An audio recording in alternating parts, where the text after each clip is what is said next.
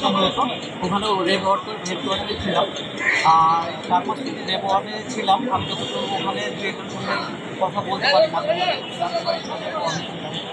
ওখানে আমাকে নির্মম নির্যাতন করা হয়। এখানে আপনার সারাদিন টয়লেট মানে আমাকে শুধু না, সবাইকে একবারই করতে দেওয়া হতো। এবং আমি 4 মাস 3 দিন আমার ইচ্ছে ছিল যে আমাকে তো মেরেই ফেলবে। আমি একটা সময় বুঝতে পেরেছিলাম যে তারা হয়তো আমাকে ফিরে যেতে দেবে না। তো আমার ইচ্ছে ছিল যে আমি যেন রিলিজ হওয়ার মানে আমাকে মেরে ফেলার হলেও আমাকে যেন 10 মিনিট ঘুমাতে দেয়, আমি যেন শুয়ে ঘুমাতে পারি। 4 মাস 3 দিন মানে শুয়ে থাকাটা, এটা যে আল্লাহর কত বড় নিয়ামত এটা আমি তখন বুঝতে পেরেছি। 4 মাস 3 দিনই আমাকে হাত পিছনে বাঁধা, চোখ বাঁধা এবং বসা অবস্থায় এবং হাত বাঁধা। শুধুমাত্র একবার যখন টয়লেটে যেতে দিত, তাও আবার সময় বাঁধা ছিল 2 মিনিট। এর মধ্যে হয় আমাকে উজু করতে হবে, না প্রসাব বা পায়খানা যে কোনো একটা করতে হবে। 2 মিনিট 3 মিনিট সময় দেওয়া হতো, কিন্তু 1 মিনিট পরেই তারা ধরে নিয়ে চলে আসতো, এরকম ছিল। তো আপনার নন স্টপ ওখানে বসে কেউ শুতে পারে না, হাত বাঁধা, পেছনে বসেছিলাম। 6 জুন আমাকে ওখান থেকে নিয়ে যাওয়া হয়, কারণ আমি প্রতিটা দিন গুনতাম, একটা দিন গুনতাম। 6 জুন আমাকে নিয়ে যাওয়া হয়। 7-8 ঘন্টা জার্নি ছিল। পরে ওখানে যেয়ে আমি জানতে পারি যে এটা রাজশাহী রেব হেডকোয়ার্টার। তো ওখানে আমাকে টয়লেটে রাখা হয়েছিল।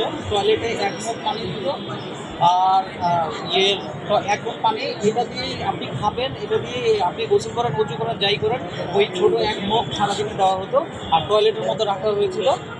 আপনার মস্ত হয়তো 6-8 ফিট 4 ফিট এরকম, হ্যাঁ, বসা ছোঁয়া যায় না এরকম। আর টয়লেটের মধ্যে এটা ছিল, এই নির্মম নির্যাতন ছিল। আর এখন আমাকে ছেড়ে দেওয়ার আগে তারা বারবার বলেছিল যে যদি আমি মিডিয়ার সামনে কথা বলি, যদি আমি প্র্যাকটিস লাইফেও ফিরি, যদি আমি এগুলো কোনো মামলার সম্মুখীন মামলা করতে চাই, তাহলে তারা আমাকে এবার শেষ করে ফেলবে। আমার তখন একটা ছেলে একটা মেয়ে ছিল। তারা বলতো এবার তুমি ফ্যামিলি সহ গুম হয়ে যাবা। এটা বারবার আমাকে তারা বলছিল যে তুমি ফ্যামিলি সহ, এবার তোমার ফ্যামিলি সহ তুমি উদা হয়ে যাবা, তুমি বলো এগুলো করবা কিনা। ইভেন আমি যেন ঢাকাও না থাকতে পারি, আমি যেন প্র্যাকটিসও না করতে পারি। তো যাই হোক, তখন আইনের শাসন তখন এস্টাবলিশ ছিল না। এখন আমার বিচার বিভাগের প্রতি পূর্ণ আস্থা আছে, বিধায় আমি আজকে এখানে এসেছি। আমি এটা মামলা করতে চাই এবং আমি এর সর্বোত্তম শাস্তি চাই। এবং আমি এটা আগামীকালকে আমি হাইকোর্টেও এটা রিট করবো ইনশাল্লাহ। আমি চাই কোনো গভর্নমেন্টের সময় যেন কেউ কখনোই গুমের শিকার না হয়। শুধু আমাকে যারা গুম করেছে, আমি চাই যেন তারাও যেন কোনো সরকার তাদেরকেও যেন গুম না করে। এটা এত ভয়ঙ্কর, এত নির্মম।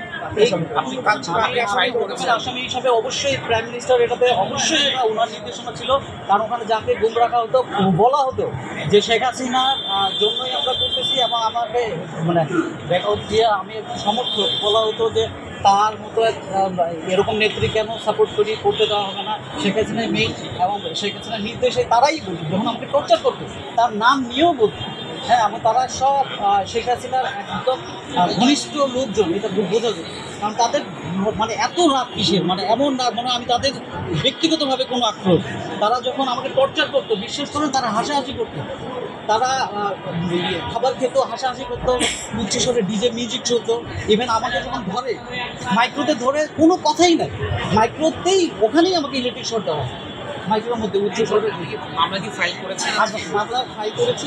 কার নামে আপনি আসেন? আমি প্রথমে সাবেক প্রধানমন্ত্রীর নাম দিয়েছি, তারপর স্বরাষ্ট্রমন্ত্রী এখানে আছে সাবেক, তারপর শহীদুল ইসলাম আছেন, তারপর দেবের মহাপরিচালক সাবেক বেনজির আহমেদ আছে। মোট কতজন? 26 জন। আমি 5 জন আসামি করেছি, আর বাকি 20 জন অজ্ঞাতনামা। কোন কোর্টে ফাইল করেছেন? আমি 22 নম্বর। কোর্ট কি বলেছে? কোর্ট আদেশ দেবে, কোর্ট বলেছে আপনি আমরা শুনানি হয়েছে কোর্টে? লিখেছেন। আমি পুরো আশাবাদী উনি আমাকে সর্বোচ্চ পাই দেবে। আমি চারটে ঘুমের অভিযোগে মামলা হ্যাঁ, আমি 10ই ফেব্রুয়ারি থেকে অগাস্টের 13 তারিখ পর্যন্ত আমি করছি। 2024 হ্যাঁ, 2015 সালে। 2015 সালে 10ই ফেব্রুয়ারি আমাকে তারা গুম করে 8:30 সাড়ে 8টার দিকে এর মধ্যে হবে। আর 13ই অগস্ট রাত 3টের সময় তারা আমাকে বের করে। এরপর তারা রিলিজ করে আমাকে মানে রাজশাহী গোদাগাড়ির এক জঙ্গলের মধ্যে। আপনার ফুল নাম কি ভাই? আপনার ফুল? আমি অ্যাডভোকেট সোহেল রানা, আমি সেলিব্রিটি। ধন্যবাদ।